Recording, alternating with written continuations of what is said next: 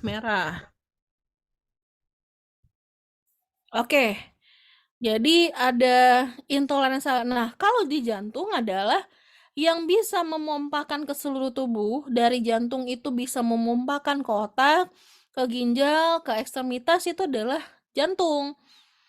Sehingga kenapa jantung itu terkesan itu pasiennya itu adalah ngos-ngosan, gampang lelah dan lain-lain, karena dia harus memikirkan seluruh tubuh dikala jantungnya sakit. Jantung juga mempunyai energi penyembuhan yang lebih besar ya dibanding dengan bagian-bagian yang lain. Sehingga kerjanya dua. Satu untuk membuat otak tetap stay dengan darah tetap mengalir ke sana, dia juga harus memikirkan dirinya sendiri. Sehingga kegiatan-kegiatan lain pasokan O2-nya pasti akan lebih sedikit. Kenapa? Karena dia akan memperhitungkan adalah banyaknya darah yang harus sampai ke otak sekitar 22%. Banyaknya darah sampai ke ginjal sekitar 22%. Dan ke badan bagian-bagian yang lain. Ya, sehingga kerjanya akan berat kalau ditambah dengan kegiatan otot atau kegiatan mobilisasi.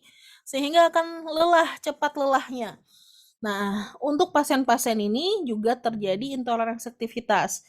Lihat ya, 3 organ itu punya point of view yang berbeda untuk satu diagnosa. Intoleransi dilihat dalam bentuk organ paru, yang kedua adalah darah, yang ketiga adalah kardiovaskular, itu beda-beda semua ya. Sehingga kita bisa bilang bahwa kondisi-kondisi tertentu itu akan ada penjelasannya di dalam SDKI untuk melihat apakah pasien kita ini mempunyai kondisi yang sama dengan masalah tersebut. Jangan-jangan itu kalau masalahnya tidak sama ya. Jadi ada diagnosa yang mungkin timbul adalah penurunan curah jantung, ketidakefektifan perfusi, jaringan jantung, jaringan perifer ya. Jadi kalau yang tadi itu perfusinya itu bukan ada darahnya ya, tapi lebih kepada pompanya. Ya, makanya dia tidak ada di hematologi. Kemudian yang ketiga adalah intoleransi aktivitas, gangguan sirkulasi spontan pada emergency care. Pola pencernaan, kira-kira diagnosa atau masalah keperawatan yang timbul apa? Defisit Oke, nutrisi, defisit nutrisi, kelebihan nutrisi, pasien-pasien diare itu termasuk. Ada lagi? obesitas, Ya, benar, kelebihan dari nutrisi ya, atau obesitas. Ada lagi? ketidakstabilan gula darah, Benar, ya, karena itu masuk pencernaan ya. Jadi ketidakstabilan gula darah juga masuk ke dalam pencernaan, ya. Konstipasi, defisit nutrisi, diare, ya, intoleransi aktivitas juga termasuk. Kira-kira kenapa? Ini tadi belum masuk ini ya, ketidakstabilan gula darah. Tapi itu lebih masuk ke endokrin bisa juga sih. Kita coba lihat, saya punya sistem endokrin nggak yang saya jelaskan. Kenapa intoleransi aktivitas? Nah, apalagi nih? Kenapa kok intoleransi aktivitasnya ada pada seluruh organ nih? Kira-kira kalau ini nyambungnya kemana? Obes. Kurangnya nutrisi, Mas.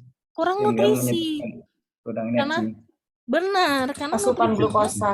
Benar, karena untuk membuat ATP itu tidak hanya serta-merta ngomong O2. Teman-teman yang mempunyai kasus-kasus malnutrisi, pasien-pasien HIV yang nutrisinya kurang, atau pasien stunting lah, atau pasien dengan KEP, kekurangan intake protein, itu juga akan mengalami intoleransi aktivitas. Pasien lansia, kebanyakan lansia nih ya, yang intake-nya rendah, dan pasien itu pasti akan lebih lemah karena ATP-nya itu juga tidak terbentuk karena kurangnya energi. Jadi dia nggak bisa melakukan aktivitas ya karena memang energinya kurang gitu. Nah, ini sebenarnya akan lebih bagus nanti outcome-nya adalah ketika dia mulai bisa untuk makan ya, atau bisa masuk asupan nutrisinya sudah mulai masuk, itu prognosisnya lebih bagus gitu. Nah, untuk sistem ekskresi. Nah, kalau untuk pembuangan apa aja kira-kira yang akan masuk ke dalam sistem ekskresi? Wasir. Eliminasi urin. Gangguan pola eliminasi urin, boleh. Ada lagi. Konstipasi. Konstipasi bisa, karena kalau misalnya hubungannya sama ekskresi feses ya. Kalau pencernaan tadi, ya pencernaan bisa saja masuk, tapi ini lebih kepada urin ya, lebih kepada ginjal ini sistemnya. Retensi, benar, retensi urin. Ada lagi? Retensi urin tadi sudah. Kemudian retensia urin sudah. Ya. Inkontinensia bisa masuk ya, inkontinensia urin bisa masuk. Ada lagi? Resiko infeksi. Resiko infeksi juga bisa masuk. Fekal juga, inkontinensia fekal juga bisa masuk. Ada lagi?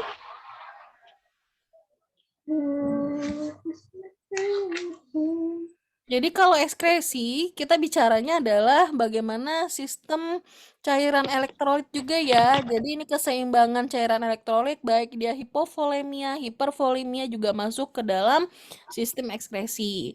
Jadi nanti bahkan ada beberapa diagnosa yang terkait hipervolemia, hipovolemia, inkontinensia, retensi urin, dan nyeri. Kenapa nyeri? Karena batu ginjal biasanya identik dengan nyeri ya. Pencernaan juga tadi ada nyerinya karena kasus-kasus surgikal di pencernaan seperti appendix, kemudian ada ada perforasi ya, terus kemudian pasien-pasien dengan perlengketan usus ya juga mengalami nyeri gitu. Kemudian untuk pasien-pasien yang peritonitis juga nyeri. Ya, jadi di ekskresi kenapa nyeri? Karena biasanya batu-batu itu punya manifestasi klinik nyeri, gitu. Oke, kita coba masuk ke muskuloskeletal. Apa kira-kira diagnosa yang akan Gangguan mobilitas fisik. Gangguan hambatan mobilisasi fisik bisa masuk, ya. Saya sedikit kasih clue gini ya. Pasien-pasien dengan fraktur kira-kira tiba di IGD, diagnosa keperawatannya masuknya apa ya? Nyeri, Nas. Nyeri, boleh. Oke, nyeri boleh. Apalagi? Toleransi aktivitas. Oke, nah ini yang saya pengen dengar nih. Intoleransi aktivitas. Kira-kira pasien tersebut gangguan energi nggak? Kalau perdarahan hebat bisa, Nas. Oke, kan ngomongnya adalah ketika dia pendarahan ya. Kalau hanya ngomong masalah pasien fraktur, kira-kira dia intoleransi nggak? Enggak, Nas, yang mau Tidak, disampaikan. Nas. Gangguan mobilitas Enggak, Nas. Gangguan Oke. nafas. Jadi analoginya Gangguan begitu ya. Jadi kita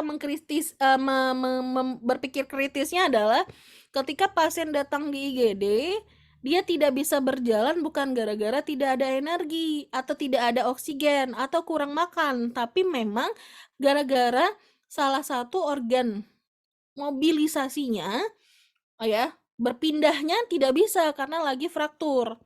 Pertanyaan saya sekarang, nah ini baru buka SDKI ya. Sebenarnya supaya nanti saya sampai ke akhir dulu supaya nanti jangan ketinggalan bersistem ini. Sekarang coba buka Bapak Ibu sekalian, lihat di hambatan mobilisasi fisik di SDKI. Bagaimana cara melihatnya?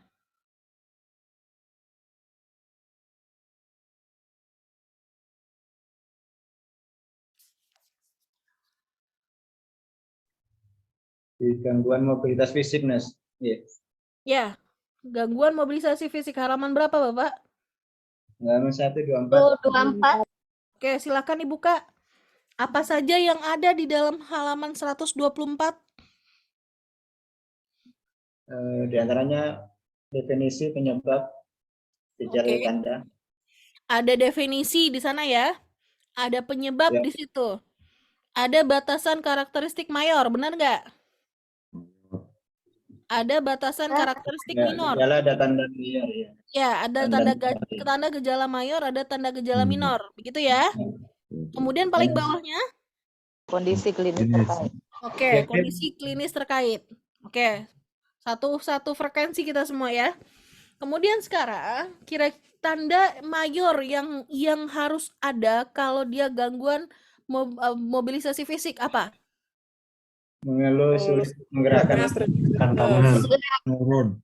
Oke, semuanya mengarah kepada fraktur ya, hampir keseluruhannya mengarah kepada fraktur dan mengarah kepada kelemahan. Kelemahan akibat dari fraktur atau kelemahan akibat dari sistem saraf pusat yang terkena atau pasien stroke. Ya, atau ada pasien perifer, saraf perifer yang terganggu seperti Guillain-Barré, sindrom Guillain-Barré. Ya, atau mistenia gravis. Itu bicaranya terkait masalah neuromuskular. Oke, berarti pasien-pasien yang berhubungan dengan neuromuskular itu gangguannya nanti ke gangguan mobilisasi fisik. Sekarang, saya minta yang untuk mencari diagnosa sudah bisa, coba dibuka SLKI-nya. SLKI. Oke, bagaimana cara kita membuka SLKI? Dari mana dulu? Dari depan atau dari belakang? Dari belakang. Oke, dibuka belakang, ambil diagnosa gangguan mobilisasi fisik. SLKI-nya paling beres ya. Di Ya. antara 3 buku SLKI yang paling bagus bukunya karena jarang digunakan. Benar nggak sih? Halaman 158. Kalau bisa dibilang yang paling tegang atau masih di dalam plastik malah. Baru dibuka ketika Nastiki minta buka. Karena nggak ngerti ngerjainnya. Halaman 158, Nas. 59. 158. Nas 9. Apa luaran yang di luaran utama? Apa luaran utamanya, Bapak? Mobilisasi fisik. Mobilisasi fisik. Saya bertanya, apa luaran pasien ketika fraktur datang ke IGD?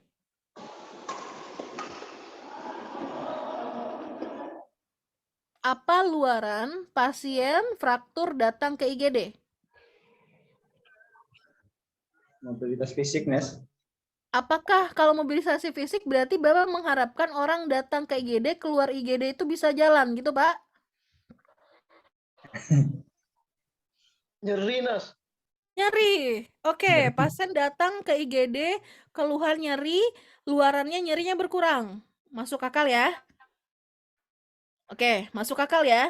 Terus kira-kira yang sekarang lagi dinas di IGD, pasien ketika fraktur bukan dirujuk ya.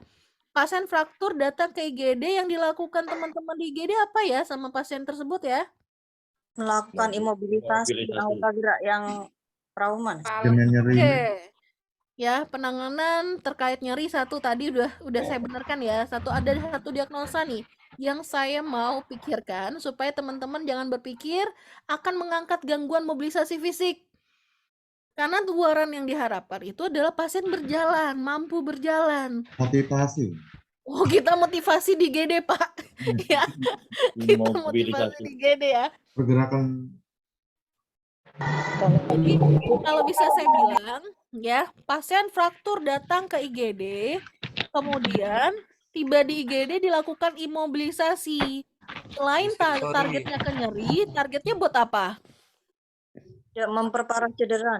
Oke, berarti diagnosanya hambatan mobilisasi fisik atau gimana?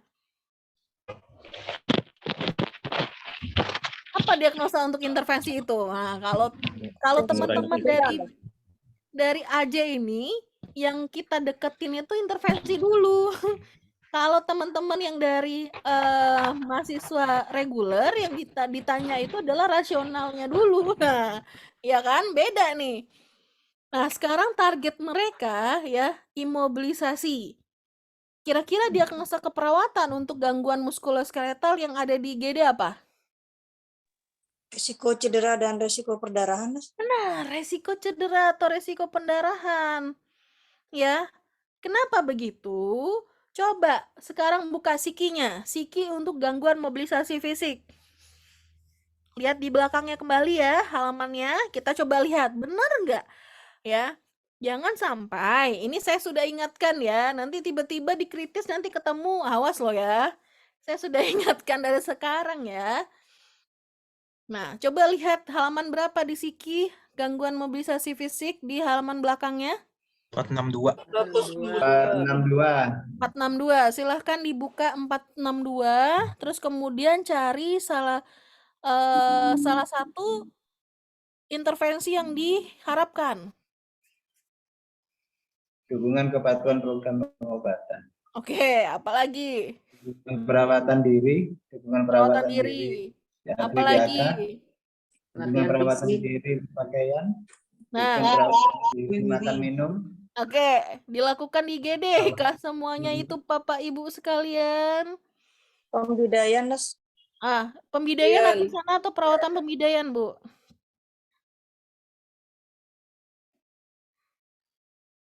Karena kalau pembidayaan bisa masuk ke dalam gangguan mobilisasi fisik tapi arahnya kepada perawatan kalau untuk hambatan.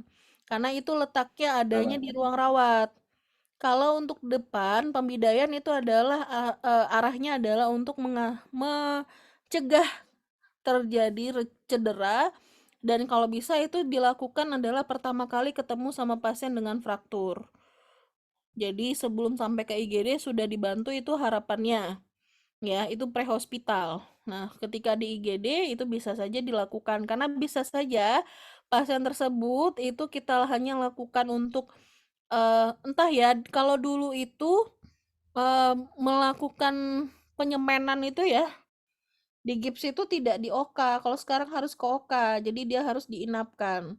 Kalau dulu fraktur itu bisa langsung pulang dengan membawa gips ya, kalau sekarang nggak bisa, harus diinapkan dulu baru dia bisa dipasang gips karena harus dipasang di OK. Nah, itu perbedaan zamannya dahulu dengan zaman sekarang tuh coveran BPJS-nya. Begitu. Jadi untuk Bapak Ibu sekalian, untuk yang ada di IGD, jangan hambatan yang Bapak ambil karena target kita tidak membuat dia bisa jalan dan membantu ADL-nya. Karena itu adalah perawatan untuk pasien-pasien KMB. Jadi kalau pasien-pasien gadar itu lebih kepada resiko cedera yang kita harapkan jangan terjadi. Itulah target untuk dilakukan di IGD. Ya. Jadi hambatan mobilisasi fisik, nyeri. Ini nanti tadi masuk satu lagi ya. Tadi resiko cedera pada IGD. Kalau interguman kira-kira apa nih? Diagnosa keperawatan yang untuk muncul pada Gangguan interguman. integritas kulit dan jaringan. Gangguan integritas kulit. 1. Gangguan integritas jaringan. 2. Ya, jadi itu berbeda ya. Karena pada kulit itu biasanya pada orang-orang dekubitus. Lecet-lecet, baru dalam lecet ya. Tapi kalau sudah di bawahnya kulit itu kita ambil adalah gangguan jaringan. Teman-teman itu kalau sudah dibelah perutnya, sudah di laparotomi, jangan gangguan integritas kulit lagi dinaikin. Karena kondisinya dia sudah di bawah kulit. Jadi kalau gangguan integritas kulit biasanya kalau pada anak-anak ruam popok itu bisa diangkat. Pasien-pasien dengan diare, kemudian dia ada apa ya, bisa dikatakan lecet di area pantatnya itu bisa diangkat gitu. Di selangkangan pada anak-anak bayi itu bisa diangkat. Ya. Pada pasien-pasien lansia biasanya kalau lecet-lecet ini banyak lansia sama anak-anak nih. Dan pasien-pasien degobitus atau perawatan tirah baring lama. Nah, itu kulit juga banyak tuh. Kalau untuk pasien-pasien diabetes sebelum dia itu kaki diabetes, ya itu biasanya kulitnya juga cenderung punya gampang lecet gitu. Jadi bisa juga kita angkatkan. Tapi kalau sudah masuk di bawah kulit, yang diangkatkan itu tidak 2, cukup langsung jaringan saja. Karena perbedaan itu perawatan lukanya. Perawatan luka jaringan dengan perawatan luka pada pasien dengan dengan kulit itu berbeda, ya. Jadi itu tidak bisa kita satukan diagnosanya. Ya, dan ini juga lebih kepada gangguan nyeri juga dan resiko infeksi. Perbedaan resiko. Nah, sekarang kita masuk ya ke dalam penggunaan. Ini masih ada satu lagi nggak? Oh ya, Nero. Intergoman ada resiko alergi ya di dalam SDKI. Nah, sistem neuro itu diagnosa yang keluar ya seperti pertama resiko perfusi jaringan serebral. Ada lagi nggak? Penurunan kapasitas adaptif intrakranial. Oke, benar. Kira-kira 1 dan 2 ini bedanya apa? Resiko perfusi jaringan serebral dan kapasitas maladaptif intrakranial perbedaannya apa? Kalau resiko perfusi jaringan serebral, pasien itu memang sudah ada tanda-tanda ada masalah di intrakranial, tapi dia punya GCS masih normal. Ya, jadi GCS-nya masih normal. Dari dia tidak mengalami penurunan kesadaran, atau pasien-pasien yang penurunan kesadaran sudah normal kembali. Ya, itu bisa kita angkatkan resiko perfusi. Namun kalau kapasitas maladaptif intrakranial, biasanya pasien-pasien itu sudah mengalami penurunan kesadaran. Jadi syaratnya adalah dia mengalami penurunan kesadaran, dan syaratnya dia mengalami ada masalah intrakranial. Entah itu cerebrovaskular, entah pasien-pasien neuroinfeksi atau trauma, atau tumor atau keganasan. Ya, jadi bisa saja itu terjadi. Tadi sempat sudah saya buka, itu adalah resiko aspirasi, ya, ada gangguan menelan, ya, seperti penurunan kesadaran. Pada saraf kranial keberapa kira-kira? Lidah jatuh itu pada saraf kranial keberapa? 9, Nes. 9 itu vagus, Pak. Itu bisa dikatakan dia di bawah lidah tuh. 12. Ya, benar. Ya, jadi saraf kranial yang ke-12 hipoglossus itu yang mengalami ada masalah penurunan, ya, akibat dari adanya trauma atau akibat dari masalah cerebrovaskular atau infeksi keganasan di intraserebral yang menyebabkan saraf kranial 12-nya terganggu sehingga lidahnya jatuh karena dia ada kelemahan.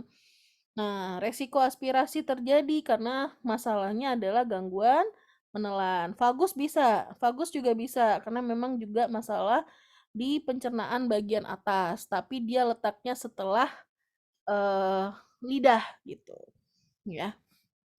Hambatan mobilisasi fisik bisa terjadi karena tadi ya, masalah ke neuromuskular yang sudah saya jelaskan tadi, ada kelemahan. Kelemahan yang terjadi akibat dari pusat neuromuskularnya yang masalah. Kemudian hambatan komunikasi verbal. Ya, bisa saja terjadi karena pasien-pasien afasia. Pada pasien-pasien stroke nih. Kemudian defisit perawatan diri, ya, ini bisa terjadi pada pasien-pasien neuro, apalagi pasien-pasien yang tidak baring lama, ini bisa terjadi defisit perawatan diri. Kita masuk ke dalam penggunaan SDKI, ya, Bapak Ibu sekalian. Jadi SDKI, data fokus yang ada di sini itu mempunyai refleksi dengan batasan karakteristik mayor dan minor ya. Jadi ada data fokus yang di sana. Nah, kemudian etiologi nanti akan ada ya, akan ada tabel yang Bapak Ibu buat setelah melakukan pengkajian. Ini adalah tabel pertama. Ya, jadi tidak dilakukan secara narasi ya, tapi dibuatkan tabelnya. Hampir keseluruhan dari dari stase yang ada itu menggunakan tabel. Ya, hampir keseluruhan kecuali manajemen ya mempunyai pandangan yang berbeda, tapi juga tabelnya ada juga tuh kalau nggak salah. Jadi ini tabel yang pertama. Tabel pertama isinya adalah analisa data. Nah, untuk diagnosa, jadi kalau yang kita bicarakan tadi itu adalah masalah keperawatan. Kalau untuk diagnosa punya yang namanya rumusan ya. Pertama, untuk rumusan masalah keperawatan yang aktual, itu kata sambungnya adalah berhubungan dengan. Jadi masalah keperawatan berhubungan dengan etiologi. Nah, kondisi klinik yang terjadi itu bisa terlihat di dalam SDKI. Jadi Bapak Ibu tadi kelihatan masalah klinik terkait. Itu bisa dimasukkan ke dalam etiologi. Kemudian itu adalah masalah aktual. Sekarang saya pingin Bapak Ibu coba lihat diagnosa keperawatan yang judulnya adalah resiko infeksi. Halaman berapa itu? Coba dilihat halaman berapa di diagnosa di SDKI ada resiko infeksi.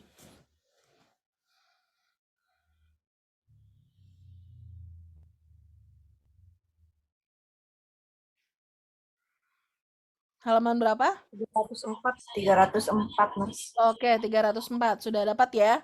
Coba dibuka di sana. Ada batasan karakteristik mayor dan minor nggak?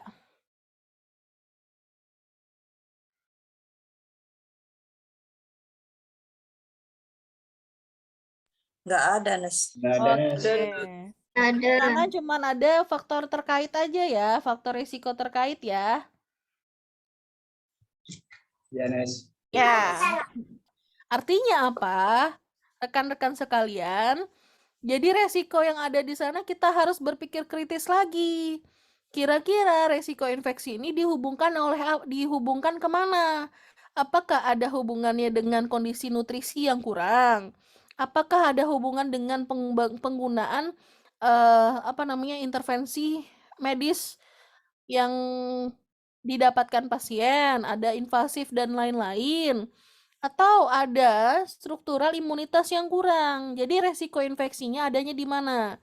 Kalau pasien-pasien kira-kira pasien-pasien habis operasi, itu resiko infeksinya ada di mana? Luka. Ada luka. Ada lukanya. Ya, ada luka dan kemudian ada tindakan invasif. Oke, ada luka dan tindakan invasif. Berarti resiko infeksi itu didukung dengan ya, ada luka dan penggunaan alat invasif atau mendapatkan intervensi invasif. Ya, kemudian data fokusnya berarti berhubungan dengan luka. Ya, Ibu sampaikan, Bapak Ibu sampaikan. Apa pengkajian lukanya? Oke, paham ya? Apa pengkajian lukanya? Karena di dalam datasan karakteristik, kita hanya digiring apa kondisi yang berhubungan dengan resiko infeksi ini. Tanpa dijelaskan terkait masalah apa batasan karakteristik mayor dan minor. Berarti kita diminta untuk lebih kritis untuk melihat kondisi pasiennya.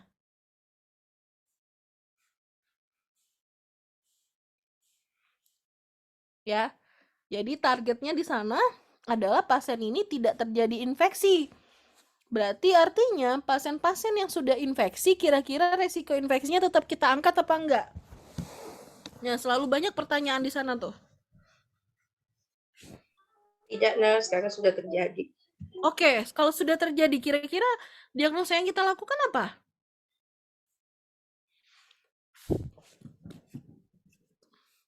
Perawatan luka berarti.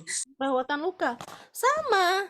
Resiko infeksi adalah intervensinya juga salah satunya perawatan luka.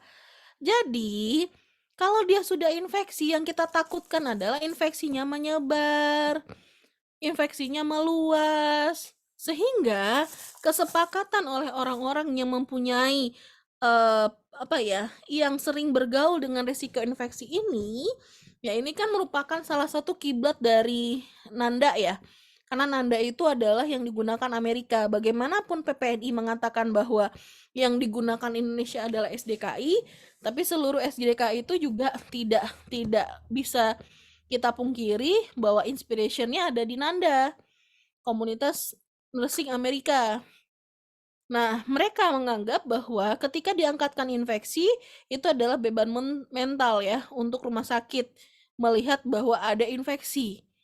Kalau dia sudah infeksi, yang kita tonjolkan itu adalah supaya infeksinya tidak meluas dan tidak terjadi kembali atau tidak mengalami perburukan atau resiko infeksi sekunder lainnya. Sehingga tetap saja itu akan diangkat. Walau dia sudah bernanah dan lain-lain, tetap itu akan bisa diangkat. Karena di resiko infeksi, intervensi, coba dilihat psiki dari resiko infeksi. Apa saja intervensi yang disarankan oleh PPNI. Lihat di bagian belakang apa saja intervensi yang disarankan oleh PPNI untuk resiko infeksi. Pencegahan. Manajemen nutrisi. Nah, ada manajemen nutrisi di sana karena kita meningkatkan untuk imunnya pasien. Ada pencegahan tadi. Dengan apa? Dengan pasien-pasien ini berkontaknya gimana? Karena dia beresiko infeksi, Kalau untuk pasien-pasien misalnya dengan imunitas rendah berarti dia isolasi. Seperti Rira tadi yang ada di Darmais, dia tidak bisa bergaul dengan orang semudahnya. Pasien saja dengan perawat atau tenaga medis harus pakai hazmat dan itu sifatnya steril sehingga mengurangi kontak. Nah, itu pengendalian infeksi. Kalau pasien-pasien dengan habis di OK, bagaimana pengendalian infeksinya? Ya, kita bisa bilang bahwa pengendalian infeksinya bisa kita lakukan dengan cara pasien-pasien itu kita perawatan lukanya itu kita akan buat untuk lebih lebih friendly untuk yang dibutuhkannya. Apakah perawatan lukanya sekali 3 hari, ya? Apakah perawatannya luka itu 2 kali sehari? Itu adalah salah satu pencegahan infeksi. Gitu. Jadi di dalam resiko infeksi selain perawatan luka, pengendalian resiko dan menutrisi semuanya menjadi hal yang diperhatikan. Sehingga sudut pandang yang kita lakukan itu tergantung pasiennya. Makanya saya bilang, resiko-resiko apalagi pasien-pasien di emergency department ya dan kritis intensif. Itu semua resiko itu bisa naik. Misalnya pasien-pasien stroke itu masuk ke dalam IGD, dia juga akan diangkat risiko aspirasi loh. Sehingga ketika pasien itu penurunan kesadaran, kita harus tes dengan menggunakan OPA. Apakah OPA itu bisa dia semprotkan, dia keluarkan, dia muntahkan karena dia masih ada refleks atau tidak. Kalau dia sudah ngorok dipasang OPA berarti dia tidak melawan, artinya lidahnya memang jatuh ke dalam karena kesadarannya turun. Kita harus berpikir itu ketika ada di IGD. Jadi tidak perlu harus menunggu ketika si dokter mengatakan baru pasang OPA, baru kita pasang OPA. Kenapa? Kita punya ilmunya. Ketika dia sudah kedengaran ngorok, snoring, berarti kita berpikir kemungkinan penurunan kesadaran nih orang. Sehingga kita coba tes OPA. Kalau OPA-nya dimuntahkan, berarti amanlah dia. Ketika OPA-nya tidak dimuntahkan, berarti kita telah melakukan suatu intervensi yang baik. Karena pasien itu mempunyai resiko aspirasi karena penurunan kesadaran. Begitu. Jadi, untuk di intensif dan untuk di gadar, resiko-resiko ini menjadi hal yang perlu kita kritisasi karena kita takutkan itu terjadi masalah. Karena masalahnya bisa muncul karena kita belajar terkait masalah patofisiologi. Seperti itu pola pikirnya, ya. Itu. Jadi, untuk yang resiko infeksi atau resiko-resiko itu tidak kita pakaikan berdasarkan dengan, tapi kita dibuktikan dengan. Jadi resiko infeksi dibuktikan dengan adanya luka dan intervensi terkait masalah kondisi invasif tadi pada pasien-pasien yang baru dilakukan operasi. Apalagi dari awal kita sudah tahu kalau pasien ini mempunyai luka yang kronis dan luka kronisnya yang mungkin infeksius seperti itu. Nah, ini adalah tabel pertama. Yang kedua adalah Bapak Ibu akan buat tabel yang kedua. Apa itu? Ini adalah tabel yang ini tadi ya. Kalau ini saya buatkan gangguan resiko infeksi ya pada pasien-pasien dengan kaki-kaki diabetes. Jadi faktor resikonya adalah dia terdiagnosa diabetes, kemudian terdapat luka, karakteristiknya berapa, karakteristik luka seperti apa, gula darah seperti apa. Kalau tadi kita bahas adalah pasien post operasi, kalau ini kita bahas adalah pasien memang benar-benar sudah mempunyai masalah di luka kaki diabetesnya. Dan kita juga akan masukkan gula darah. Kenapa? Mau dirawat lukanya gimana pun, kalau gula darahnya tidak terkontrol, dia tidak akan bisa lebih bagus hasilnya. Sehingga dia penata laksanaannya bisa sampai kemana-mana untuk satu diagnosa tersebut. Karena targetannya bisa lebih dari 1 atau 2 target pada satu pasien dengan satu diagnosa. Seperti itu. Ya. Jadi inilah diagnosa. Dan bisa saja Bapak Ibu nanti ngebuat bahwa intoleransi aktivitas berhubungan dengan gangguan sirkulasi atau gangguan pompa jantung, gangguan irama jantung, apa saja yang terjadi sama pasien bisa dilihat karena bagian etiologi ya. Atau bisanya lihat dengan SDKI.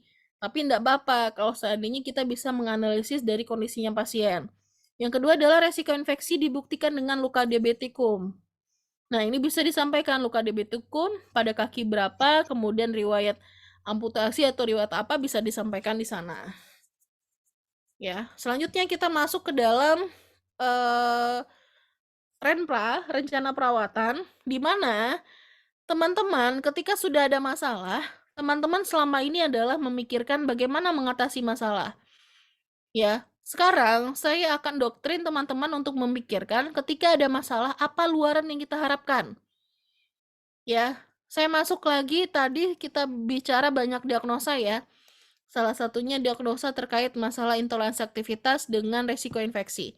Intoleransi aktivitas, kira-kira apa luaran yang kita harapkan?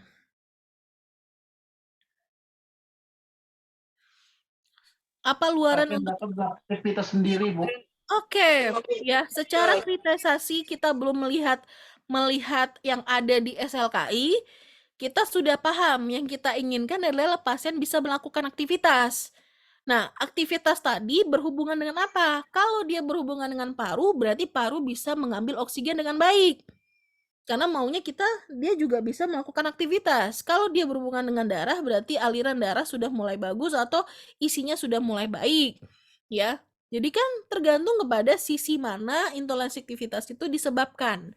Sekarang coba dibuka untuk halaman di luaran di belakang. Ya, lihat luaran utama atau luaran tambahan. Habis itu baru cari di depan. Nah, sekarang kita bahas muka belakang nih. Sekarang cari yang di belakang dulu intoleransi aktivitas. Lihat luaran utamanya, ambil salah satu. Atau luaran tambahannya, kita ambil saja pasien ini dengan PPOK. Kira-kira luaran utama untuk pasien intoleransi aktivitas akibat dari PPOK ini apa?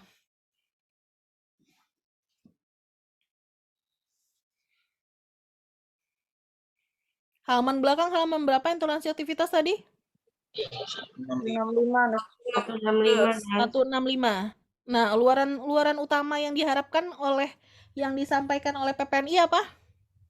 Toleransi Aktivitas. Toleransi aktivitas. Silahkan dibuka toleransi aktivitas di depan. Ada tabel-tabel di depan.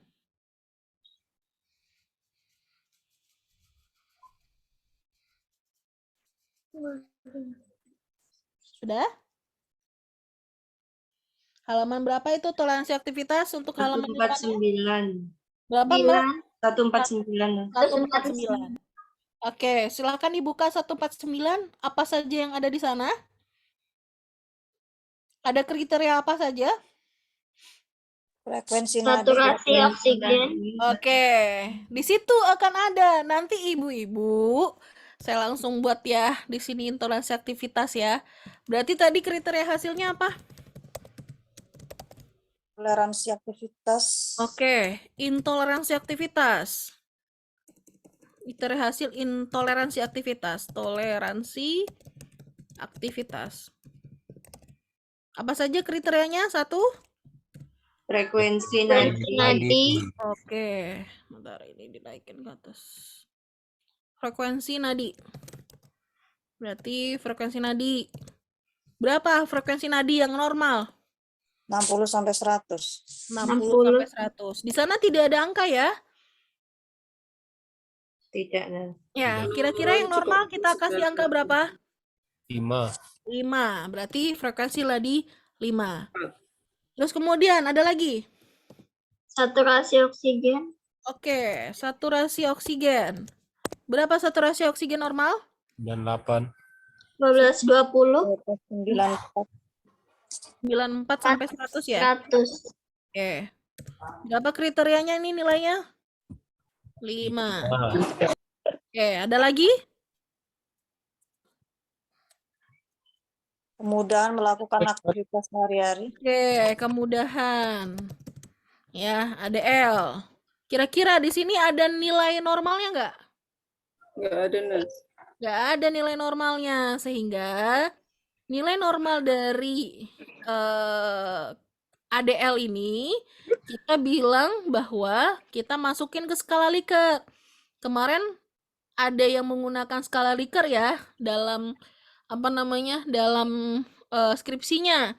Skala Richter-nya 1 sampai 5. Yang kita harapkan adalah 5. 5 itu apa? Meningkat, Nas. Bisa meningkat, bisa baik. 5 meningkat ya? Iya, Nas. Oke, kita harapkan 5 atau meningkat.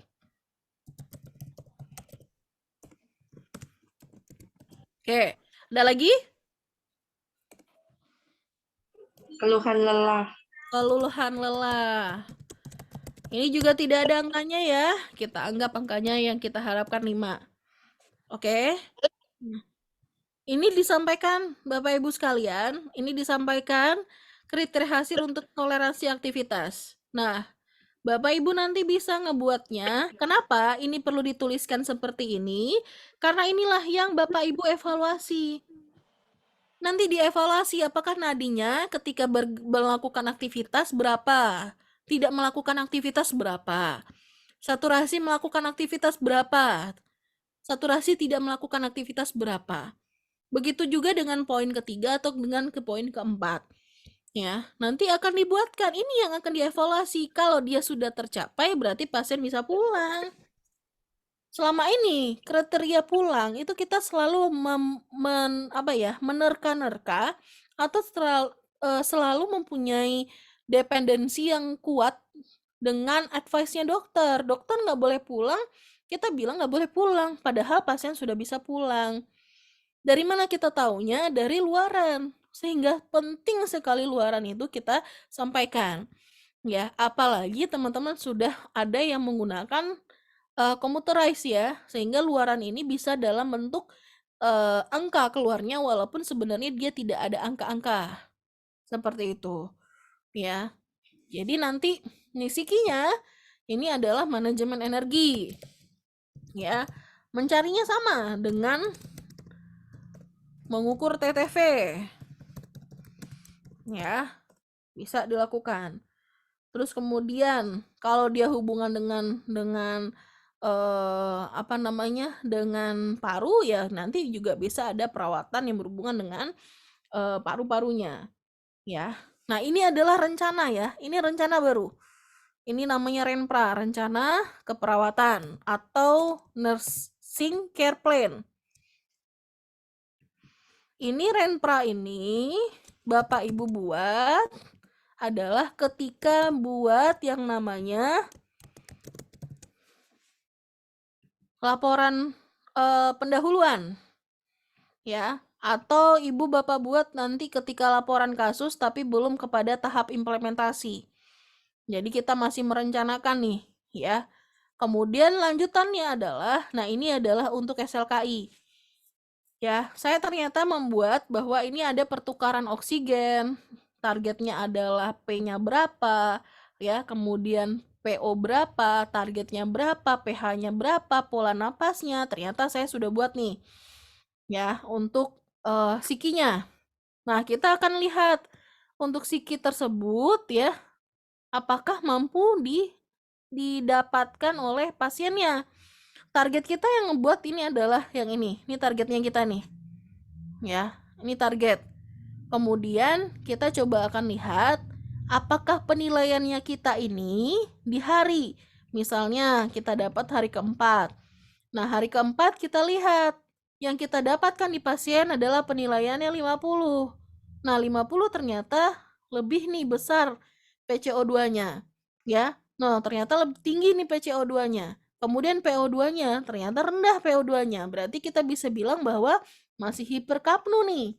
Ternyata pH-nya asidosis karena dia hiperkapnu. Sianosisnya ternyata dia masih dalam level yang membahayakan, 2 ya dari 5.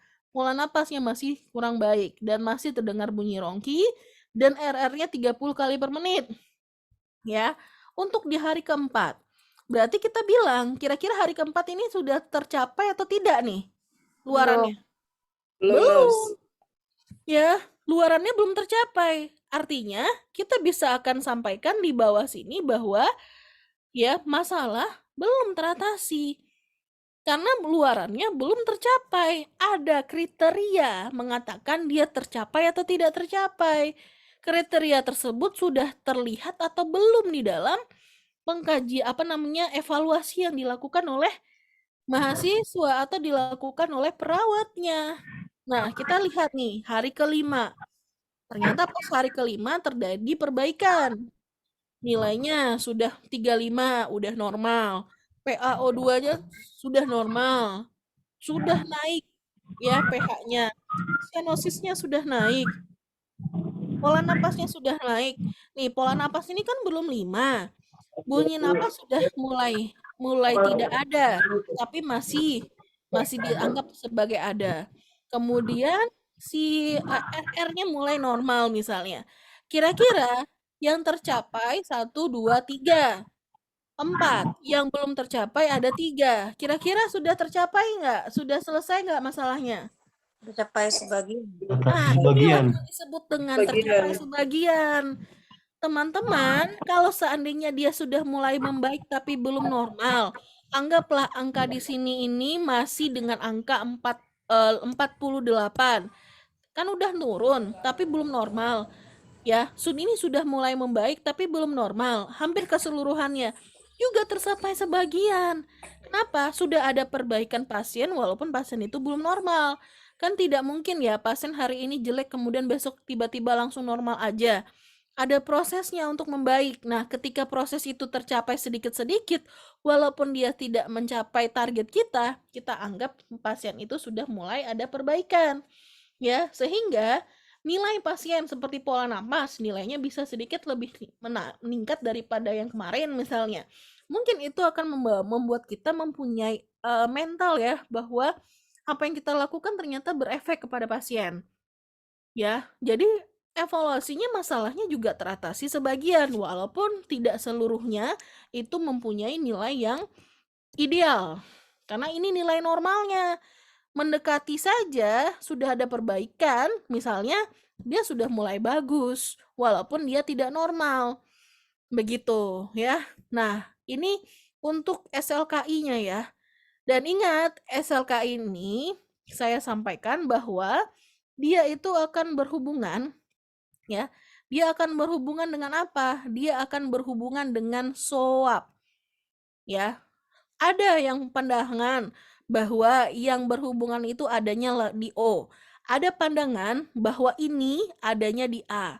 Ya, pada dasarnya tidak terlalu terjauh perbedaan tuh. Bedanya kita menganggap bahwa ini adalah bagian dari hasil objektivitas kita atau dia mempunyai bagian dari analisis. Kalau di saya, ini bagian dari objektif dan analisisnya adalah kesimpulan bahwa intoleransi aktivitas pada hari keempat belum teratasi, pada hari kelima sudah teratasi sebagian.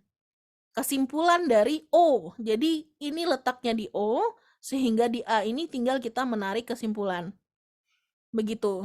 Nah, inilah Rempra. Nah, Rempra ini akan ada, nah ini masih SLKI ya.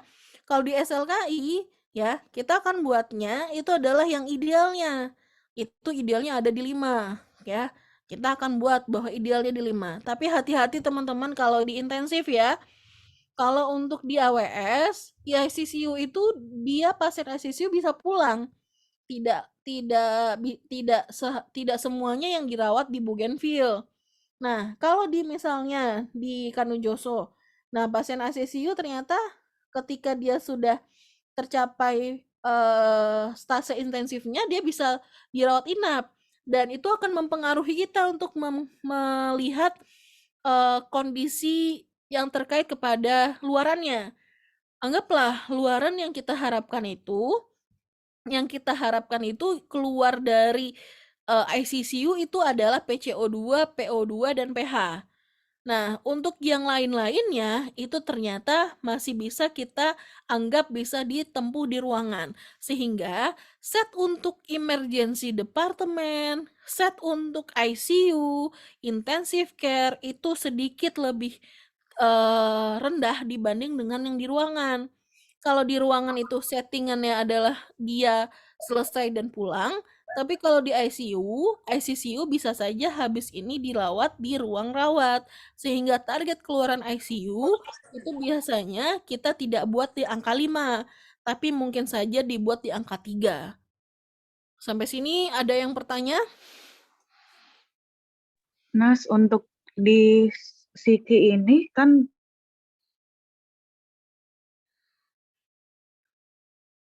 Nge-lag ya? Atau saya yang nge-lag nih? Bang hilang suaranya. Oke. Saya takut saya Volumenya mulai. bagus. yang kita bisa angkat. Gimana Mbak? Tadi agak nge-lag. Gimana tadi pertanyaannya? Hilang ya. Enggak, Nas, untuk penentuan. Iya, yang untuk di Siki kan kita di buku Sikinya ada banyak kriteria hasil. Yang untuk yang kita angkat kan kayaknya sepertinya tadi contohnya nggak semua. Apa boleh kayak gitu, Nars, yang kita pilih yang memang kita ada lakukan pemeriksaan atau harus semuanya, Nars?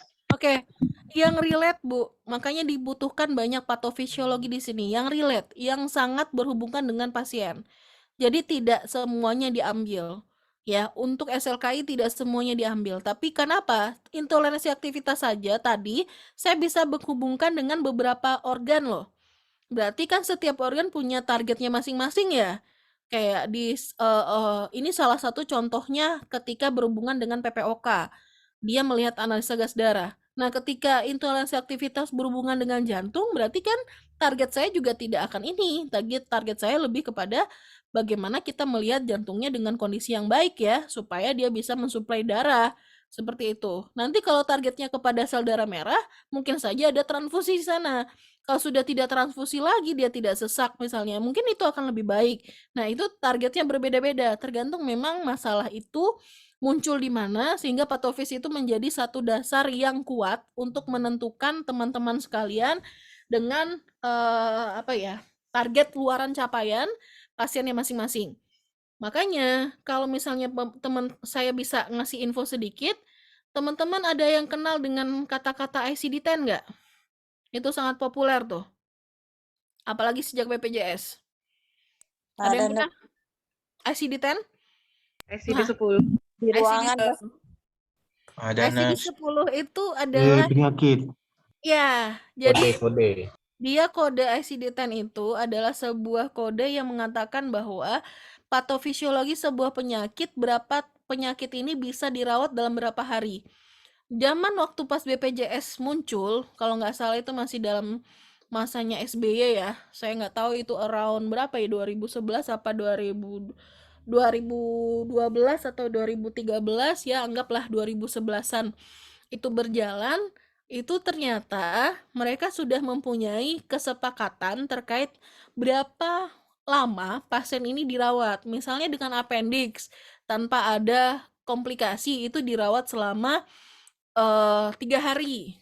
Nah, 3 hari pasiennya pulang. Pasien HNP dirawat 3 hari harus pulang.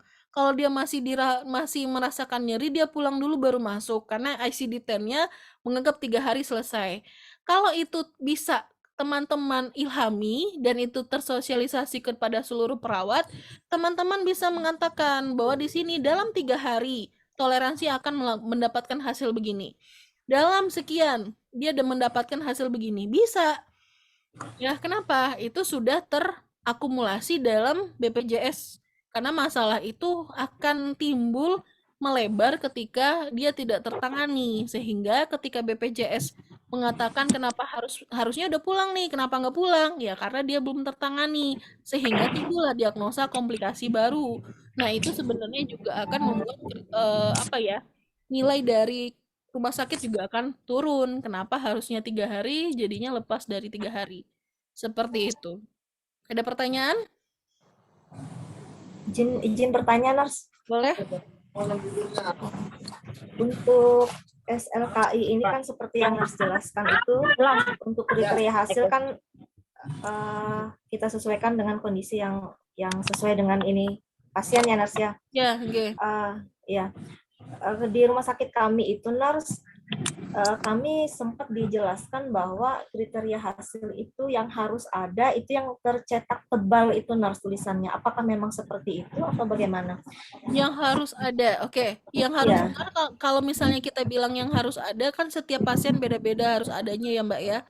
Sehingga kita nggak bisa ngomongin yang tercetak tebal itu untuk pasien mana. Artinya, yang saya maksud ini adalah memang kita sesuaikan dengan pasien. Karena di dalam SLKI, SDKI atau SIKI pun itu adalah secara general keseluruhan pasien tanpa memikirkan diagnosa keperawatan atau masalah diagnosa medisnya. untuk masalah satu diagnosa medis saja dia mempunyai orang-orang satu dengan orang lain tidak bisa juga kita satukan. Artinya memang punya perbedaan dari kondisi gitu. Nah, itu memang harus disadari. Jadi yang bercetak tebal itu karena gini, sejujurnya ya, ini kalau misal kita jujur-jujuran, ini SLK ini sudah dipakai apa belum dan itu belum maksimal dipakai seluruh di Indonesia. Kenapa? Karena kita terkesan selalu memikirkan masalah apa sih yang bisa kita lakukan tanpa kita melatih diri untuk mengatakan bahwa luaran apa yang kita setting, ya. Dan teman-teman yang untuk yang nurse nanti, ya setelah ini menjadi para nurse, itu yang akan menjadi salah satu luapan tanggung jawab seorang nurse untuk men-setting luaran apa yang ditampilkan pasien. Nah, ketika itu saya sebagai spesialis akan mengevaluasi luaran tersebut itu sudah tercapai atau belum. Kalau terjebun, belum. Kenapa? Nah, analisisnya itu akan dianalisis oleh case manajernya masing-masing. Ya, sehingga kita bisa bergerak. Kenapa si pasien ini tidak bisa terlaksana? Sehingga tidak ada ceritanya pasien itu nambah diagnosa. Kalau seandainya sudah ada penjelasan dari awal bahwa ini dicurigai bahwa akan memperpanjang masa rawat. Begitu, karena di analisisnya itu dilihat dari target tadi. Nah, mohon maaf ya, untuk masalah SOAP, teman-teman masih sejauh ini masih sifatnya rutinitas.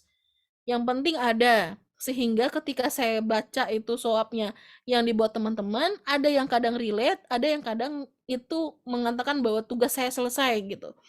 Ya, sehingga kita sendiri pun tidak bisa membuat skema bahwa integratif keperawatan itu bisa dilihat dari catatan integratif dari SOAP-nya teman-teman, ya. Tapi hanya kita bisa menitik beratkan dari mungkin catatan-catatan yang sifatnya lebih teknis lainnya, seperti catatan TTV, obat masuk, apa laboratorium yang keluar, apa advice-nya dokter, lebih kepada sana. Harusnya itu semuanya terilhami dan terdokumentasi yang baik itu di dalam catatan keperawatan, di bagian implementasi dan di bagian evaluasi. Begitu ya dari saya. Ada pertanyaan lainnya? Baik, Nurse. Terima kasih, Nurse. Dari saya, Nes. Boleh Pak. Kembali ke ini, Nes, ke SDKI. Tadi disampaikan bila mana ada diagnosa dengan risiko, itu harus dibuktikan dengan sementara diagnosa yang lain itu masih ada berhubungan dengan. Ini yang membedakan apa, Nes? Berhubungan dengan dibuktikan. Ini berhubungan dengan dan dibuktikan itu adalah masalah yang kita takutkan sama yang kita lihat, Pak. Ya, yang kita takutkan itu ketika ada luka diabetes akan menjadi resiko infeksi yang luas. Yang kita takutkan itu nanti akan jadi perlebaran dari masa rawat. Ya, yang kita takutkan tadi itu semuanya akan terlihat, mungkin saja belum terlihat, tapi sudah ada clue bahwa faktor resiko itu akan menjadi masalah baru. Nah, hal-hal seperti itu yang diakomodasi dengan diagnosa. Jadi diagnosa ini ada tipikannya, ada 3. Pertama adalah diagnosa aktual, yang seperti kita bahas sebelumnya. Diagnosa aktual yang berisikan terkait masalah-masalah yang sekarang happening. Kemudian diagnosa resiko. Masalahnya bisa saja timbul sudah, akan timbul lebih buruk, atau memang belum timbul. Ya. Nah, itu adalah diagnosa resiko. Nah, diagnosa resiko ini itu yang kita pakai dibuktikan dengan itu, ya karena kita berasumsi bahwa kenapa itu kita angkatkan resiko, karena dibuktikan dengan ini dia akan menjadi resiko gitu ya. Jadi kita buat diagnosa ini supaya kita bisa mengantisipasi. Misalnya pada ruang hemodialisa nih, pada ruang hemodialisa itu tidak terjadi pasien itu kita takutkan ketika dia HD dia terminasi lebih awal, seperti dia itu tidak selesai HD-nya. HD-nya kan 4 jam. Karena ada masalah dari jantungnya, sehingga HD-nya itu selesai dalam 2 jam. kita bicara bahwa kita resiko penurunan curah jantung bisa terjadi nih, tapi sekarang belum terjadi. Kemudian ada pandangan, kenapa kamu berpikir akan terjadi? Ya karena dia akan sedang mendapatkan hemodialisa yang bisa berefek kepada jantungnya. Nah, setiap orang punya efek yang berbeda-beda pada jantungnya. Kita tidak bisa bilang bahwa si A itu juga akan sama dengan si B, sehingga beresikolah terhadap penurunan curah jantung. Nah, pada akhir dari sesi HD, ternyata pasien si A ini tidak terjadi. Berarti kita mengatakan bahwa masalah teratasi karena tidak terjadi penurunan curah jantung. Seperti itu, Pak. Jadi satu itu masalahnya sudah nampak, yang satu itu masalah itu akan nampak, atau ada ancar-ancar bisa terjadi, karena memang kita melihat bahwa ada sebuah yang terjadi yang kita bisa bahas secara patofisiologi, Pak. Jadi makanya patofis menjadi hal yang sangat penting saya sampaikan untuk menunjang pemikiran kritis kita, ini kemungkinan terjadinya gimana. Kebanyakan masalah ini timbul pada ruang-ruangan intensif, ruang-ruangan khusus, ini masalah ini timbul. Contohnya di OK. Ada nggak masalah di OK yang tiba-tiba bisa dibilang pasiennya itu hipotermi, keluar-keluar dengan menggigil. Ada nggak pasien yang seperti itu? Ditemukan. Nah, di sisi lain ada juga pasien yang tidak ditemukan. Tapi kita menakutkan, jangan sampai nanti ditemukan. Sehingga dari awal kita sudah ancer-ancer apa saja yang kita lakukan untuk tidak terjadilah hipotermi setelah pasien-pasien keluar dari OK atau saat di OK. Seperti itu kira-kira Pak Iswanto ya. Jadi perbedaan penggunaan DD dan BD itu terlihat dari masalah itu sejauh mana aktual atau sejauh mana akan berpotensi untuk aktual. Gitu. Seperti itu. Kayak resiko aspirasi, belum tentu di aspirasi. Tapi kalau kita sudah paham dia akan aspirasi, ketika penurunan kesadaran, kita coba tes dengan menggunakan OPA, ternyata dia ngoroknya ketika kita kena OPA dia tidak memuntahkan, berarti kan kita sudah menolong pasien tersebut dari resiko kematian.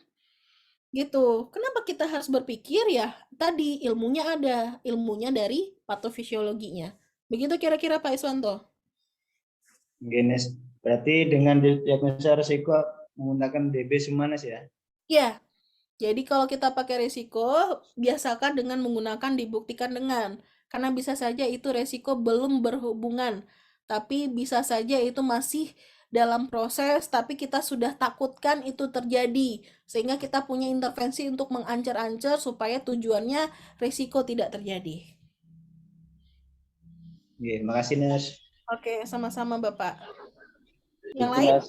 Izin, Ya, Mas. silakan. Terima kasih, Mas. Mas, mau bertanya.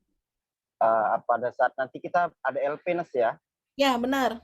Nah, untuk penyusunan diagnosa keperawatan, apakah itu kan ada nanti prioritas utama, terus diagnosa 1, 2, 3, dan selanjutnya. Apakah diagnosa resiko itu bisa menjadi diagnosa utama gitu, Mas? Benar, bisa Bapak. Contohnya di ruang intensif dan ruang emergensi. Pasien emergensi bisa meninggal kalau aspirasi terjadi. Sehingga resiko aspirasi itu adalah biasa kita naikkan di tingkat pertama. Kenapa? Karena pada pasien emergensi yang dilihat itu sesuai dengan A, B, C, D. Ketika airways-nya clear, B-nya gimana? Breathing-nya clear, C-nya gimana? C-nya clear, D-nya gimana? Sehingga urutan dari prioritas masalah pun adalah tergantung kepada ABCD. Kalau pasien penurunan kesadaran, hanya itu akan naik resiko aspirasi. Kita menganggap bahwa kita harus menguji pasien ini mempunyai refleks menelan atau tidak dengan cara kita melakukan pemasangan OPA tadi. Kalau dia terpasang OPA tidak dikeluarkan, berarti artinya dia berpotensi terhadap resiko aspirasi. Dari awal sudah kita pikirkan gitu, sehingga pasien itu terhindar dari kematian. Karena kita sudah berpikir pasien-pasien penurunan kesadaran kemungkinan kematiannya bukan gara-gara otaknya pecah, ya, karena bisa saja dia non hemoragik ya, bisa saja masih ada penambahan ruang untuk bisa menyelesaikan masalah di otak. Tapi kalau aspirasi yang kita tidak pikirkan, pasien bisa MOS gara-gara aspirasinya tidak tertangani. Jadi, prioritas masalah tergantung kepada di mana letak pasien itu berada. Kalau di masalah utama itu bisa saja adalah masalah resiko. Karena resiko itu yang akan menyebabkan pasien lebih meninggal dahulu dibanding dengan masalah aktual. Seperti itu. Itu kira-kira Pak Ade. Siap, Nas. Artinya nanti pembuatan LP maupun waktu ASKOP kita harus tetap prioritas itu diurutkan yang utama sampai selanjutnya Benar. gitu ya. Benar. Nanti Bapak ketika masing-masing stase punya masing-masing ciri khas ya. Jadi jangan dipukul rata, dibabat habis bahwa semuanya menjurus kepada satu hal yang sama. Kenapa? Karena dia berbeda. Intensif itu berbeda dengan KMB. Jadi jangan disamakan, kita harus move on. Kalau misalnya lagi di kritis, ya move on. Jangan sampai berpikiran kita ini lagi di KMB. Begitu juga sebaliknya, ketika kita ada di KMB, jangan berpikir kita ini ada di kritis. Karena di kritis intensif dan emergensi, prioritas masalah tergantung kepada yang membuat mati duluan. Di mana yang membuat mati duluan itu adalah A, B, C, D. Kalau dia masalah nyeri dada, langsung masalah CAB. Jadi masalah utamanya nanti bisa ngomong adalah risiko penurunan curah jantung kalau dia belum terganggu tuh. Kalau sudah terganggu, penurunan curah jantungnya sudah bisa kita lihat. Gangguan ventilasi spontan sudah bisa kita lihat gitu. Atau gangguan sirkulasi spontan juga bisa kita menjadi pemikiran. Seperti itu Pak De.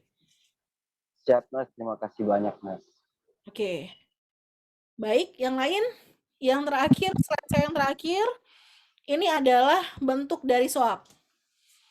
Ya, ada diagnosa, terus kemudian ada implementasi dan ada evaluasi. Ini adalah tabel yang terakhir. Di implementasi nanti Bapak Ibu buat 1.1 ya. Kenapa? Karena nanti akan diulang di sini nih. Kalau tidak perlu, misalnya gini ya. Saya bisa melihat ini adalah copy paste atau tidak. Atau ada analisisnya, boleh copy paste tapi ada analisis. Misalnya, ketika Bapak Ibu bilang mengkaji, menanyakan, ya, mengkaji pasien terkait pemahamannya terhadap penyakitnya, misalnya. Bapak tanya hampir 5 hari, Bapak Ibu tanya pas 5 hari itu aja yang ditanya. Tidak ada penurunan macam-macam. Maksudnya tidak ada penurunan dari intervensi. Harusnya semakin dia mendekati pulang, intervensi itu juga semakin sedikit toh, karena banyak yang sudah teratasi. Jadi, jangan dibuat itu sampai akhir itu dikopas dari hari pertama sampai hari terakhir. Itu namanya nggak dianalisis. Harusnya disesuaikan. Ada yang harusnya kita bahasa pertama adalah kaji. Bahasa yang kedua itu bisa saja mengobservasi. Yang pertama itu mengkaji, bahasa yang kedua menjadi mengobservasi. Jadi terkesan tidak mengulang-ulang, mengcopy paste tapi tidak dibaca terlebih dahulu. Seperti itu. Nah, ini lihat ya, ini ada evaluasi proses. Ya, nanti di dalam KMB saya minta itu ada S dan O. Ada evaluasi proses, kemudian ada S dan O. Dan di evaluasi juga lihat teman-teman, ya. SO-nya itu adalah dapat dari SLKI. Jadi dari yang tadi kita dapatkan dari SLKI, itu kita akan buatkan di dalam O. Karena dia dapat dari SLKI. Targetnya dibuat, hari pertama dibuat, hari kedua nanti dibuat lagi, hari ketiga nanti dibuat lagi. Kenapa begitu? Kita akan melihat target kita sudah tercapai atau belum. Hari ini seperti apa dengan hari yang kemarin? Sudah ada perbaikan atau belum? Kenapa? Karena kita menganalisis di A. Jadi A-nya nanti ngomong adalah masalah tersebut teratasi sebagian belum teratasi atau sudah teratasi. Ya. Jadi ada analisis dari O yang sudah kita buat di atas. Ini masih ada perbincangan dan perdebatan dari beberapa pengguna ya. Ada yang mengatakan ini taruhnya di O, ada yang mengatakan taruhnya di A. Tapi pada dasarnya prinsipnya sama. Sama-sama diarahkan menjadi apa saja luaran yang Bapak Ibu pahami. Ya, apa saja luaran yang sudah diangkat. dia sudah ada yang teratasi atau belum, ya. Sehingga kesimpulan di sini adalah ini sudah teratasi, ini belum teratasi, dan lain-lain. Oke, sudah. Jadi ini adalah tabel pertama adalah analisis, tabel kedua adalah renpra, tabel ketiga adalah implementasi dan evaluasi. Jadi ada 3 tabel nanti Bapak Ibu sekalian yang Bapak Ibu akan isi ya, dan Bapak Ibu akan lakukan untuk pencatatan dokumentasi dalam pembuatan askepnya masing-masing. Sampai sini ada pertanyaan lagi? Nurse mau tanya, Nurse. Ya, silahkan. Di bagian tabel NCP atau Renpra tadi, itu kan ada bagian kriteria hasil. Untuk penentuan waktu rencana itu patokannya berdasarkan apa ya, Nurse? Misalnya kan nyeri, itu setahu saya nggak boleh kurang dari 4 jam. Itu harus sudah ada evaluasinya. Terus kapan untuk pola nafas itu kapan? Ya, jadi adakah patokannya, Nurse?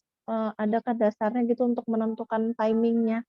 Oke, timing tadi yang saya sampaikan tadi, kalau sudah tersosialisasi ICD-10 dengan baik, ICD-10 tersebut yang akan bisa ngebuat pakem berapa lama dan lain-lain. Kenapa?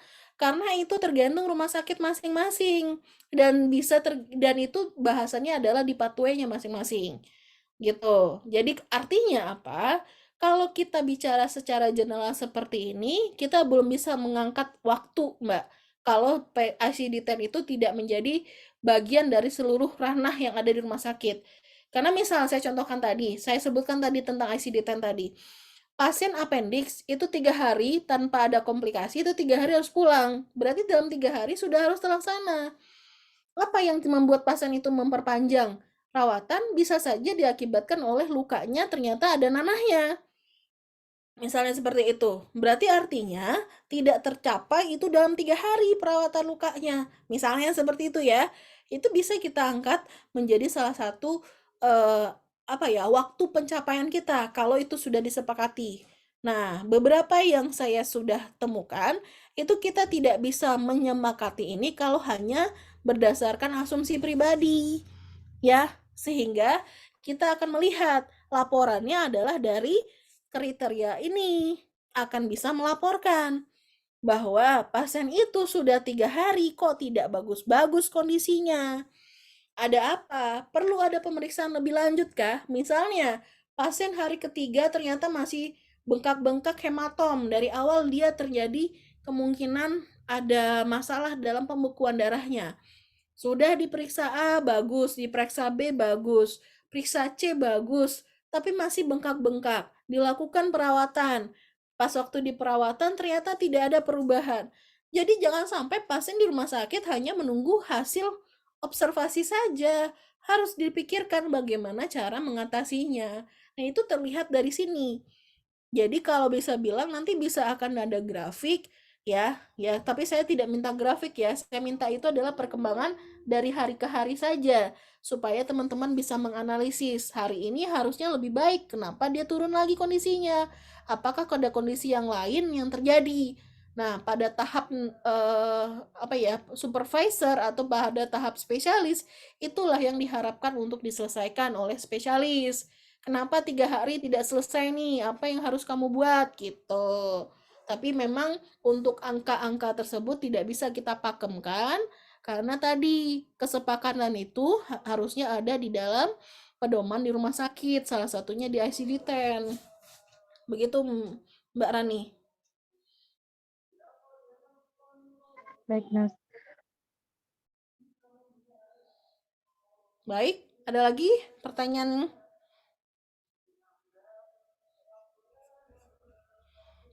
Jadi nanti teman-teman sekalian ujian dengan saya itu tidak di lab ya. Jadi nanti ujiannya itu sistemnya tertulis karena nanti akan saya minta untuk membuat askep. Ya. Dan ini tidak menggunakan buku ya. Jadi kata-katanya tidak perlu sama dengan SDKI, SLKI. Yang saya perlu didik itu adalah bagaimana pola pikir teman-teman untuk mengatakan luarannya pada pasien ini apa. Yang membuat dia bisa pulang apa. Yang membuat dia bisa pindah ruangan apa. Gitu. Nah, itu biasanya kalau teman-teman memang di ruangan berjibaku dengan pasien-pasien, mungkin akan terbayang pasien-pasien yang akan saya sampaikan. Dan itu saja ya dari saya ya. Siap, Mas. Oke, silahkan Cipen untuk membuat berita acara ya. Kalau dari saya cukup sekian ya, karena ini habis ini ada lagi materinya. Jam Ada 7 Ana. nanti. Dengan siapa? Ana. Oke, baik. Sekarang masih ada kesempatan buat rehat ya. Ada sejam buat sholat maghrib dan isoma. Saya cukupkan sampai di sini. Saya tutup. Assalamualaikum warahmatullahi wabarakatuh. Waalaikumsalam warahmatullahi Makasih, Nar. wabarakatuh. Terima kasih, Nars. Sehat selalu.